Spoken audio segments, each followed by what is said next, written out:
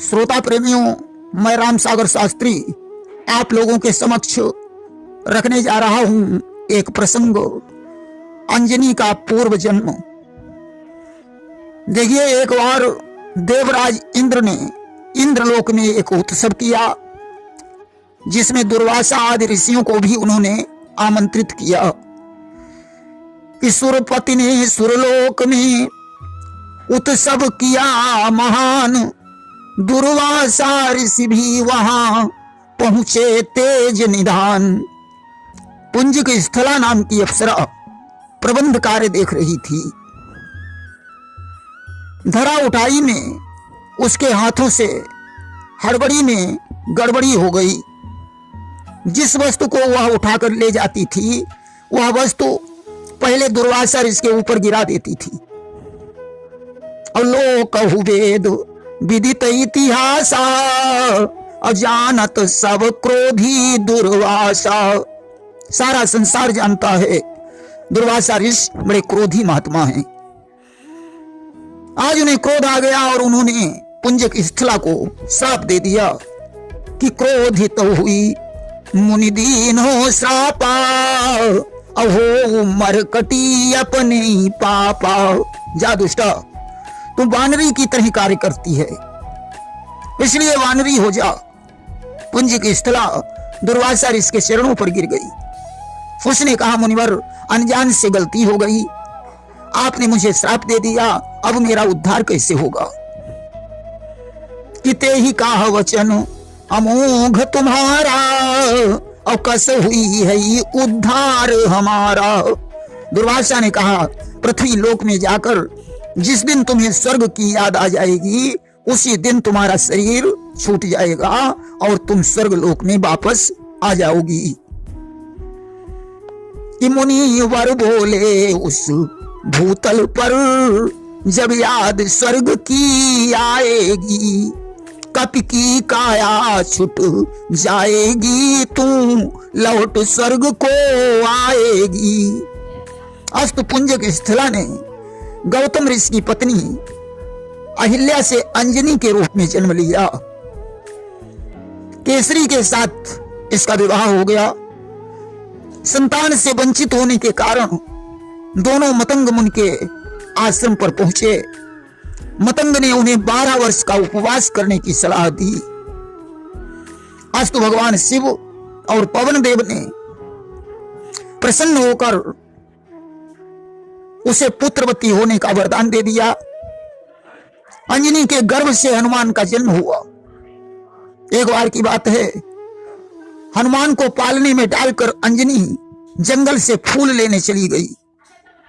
इधर हनुमान ने उगते हुए सूर्य को देखा, पालने से उछल पड़े और आकाश में जाकर उन्होंने सूर्यदेव को निगल लिया।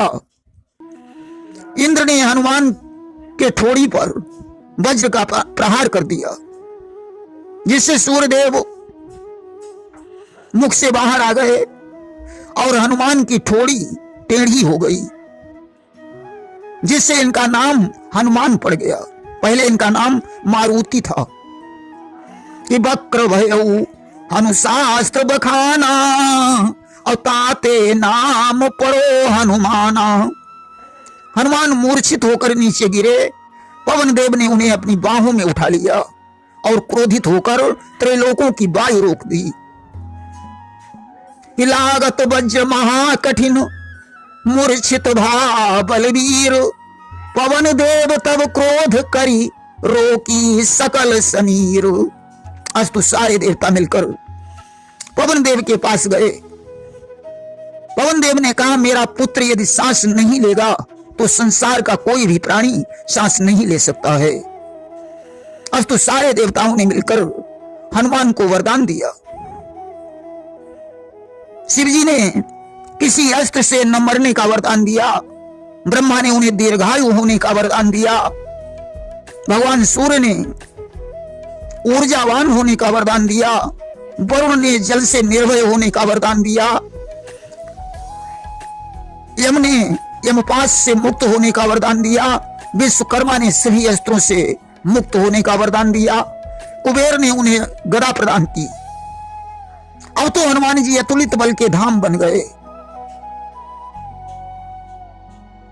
अब तो हनुमान वन में जाकर वृक्षों को उखाड़ कर फेंक देते थे, बड़े बड़े पर्वतों को गेंद की तरह उछाल देते थे, जंगल में तपस्या करने वाले ऋषि मुनियों के कमंडल तोड़ डालते थे। आज ऋषियों ने उन्हें श्राप दे दिया कि ऋषि न श्राप तब दीन बिचारी, अब भूल जाओ निज पौरुष भारी। ऋषियों ने हनुमान से कहा, तुम्हें जिस बल पर इतना अभिमान है उस बल को तुम भूल जाओगे। और जब जब कोई सुरति करई है और तब तुम्हारे तन पौरुष आई है। जब तुम्हें कोई तुम्हारे बल की याद दिलाएगा तब तुम्हारे शरीर में बल आ जाएगा। इसलिए हनुमान जी को बल की याद दिलानी पड़ती थी। सज्जनों, एक दिन की बात है, अंजनी के पास कुबेर जी आ गए और उन्होंने अंजनी को याद दिलाया कि तुम पूर्व जन्म में एक अप्सरा थी। अब तो अंजनी को स्वर्ग की याद आ गई और उसका शरीर छूट गया। कि छूट गई काया तुरंत आए श्री हनुमान, देख दशा रोने लगे करके क्रोध महान। उसी समय हनुमान जी आ गए। मां की हालत देखकर वे विलाप करने लगे और उन्होंने स्वर्गलोक को प्रस्थान कर दिया। इस स्वर्गलोक में जिस समय रोदन किया महान, सारा त्रिभुवन रो उठा हुए देव हैरान। जिस समय स्वर्गलोक में जाकर हनुमान ने रोना शुरू किया, आज तो उनके रोने से सारा त्रिभुवन रोने लगा। कि चीत्कार से रो उठे ब्रह्मा विष्णु महेश, नारद सारद के सहित रो उठे खुद शेष। यहां तक उनकी चीत्कार से तीनों देवता दुखी हो गए। देवर्षि नारद, सरस्वती और शेषनाग के भी आंखों में आंसू आ गए। समस्त देवताओं ने ब्रह्मा जी से अनुरोध किया कि अंजनी के प्राण वापस किए जाएं। अब ब्रह्मा कहन करम का भाई कि विधि विधान पलटो नहीं जाई। ब्रह्मा जी ने कहा, देवताओं मैं क्या कर सकता हूं, मेरा विधान कभी पलटा नहीं जा सकता है। उस समय भगवान विष्णु ने ब्रह्मा से कहा कि जिसमें सृष्टि की भलाई दिखाई पड़े उस समय विधि के विधान को भी पलटा जा सकता है। कि दीख पड़ई जब सृष्टि भलाई, तो विधि विधान जावई पलटाई। तब ब्रह्मा ने यमराज को बुलवाया और प्राण ज्योति वापस करने का आदेश दिया। कि तब विधि यमही तुरंत बुलवाई और प्राण ज्योति कपि हाथ गहाई।